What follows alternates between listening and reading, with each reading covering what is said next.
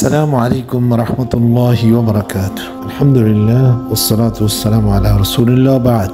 الحمد لله 2-1-2025 রোজ বৃহস্পতিবার হাফরাল বাতিন থেকে আল্লাহর ঘর জিয়ারত করার উদ্দেশ্যে উমরা পালনের জন্য সফরে বের হব। আপনারা যারা আমাদের সাথে উমরা পালনের জন্য আগ্রহী, আমাদের ঠিকানা ব্যাংক আহলির সাথেই মুজাম্মা আওদা, মক্কা ট্রাভেলস ও উমরা অফিস।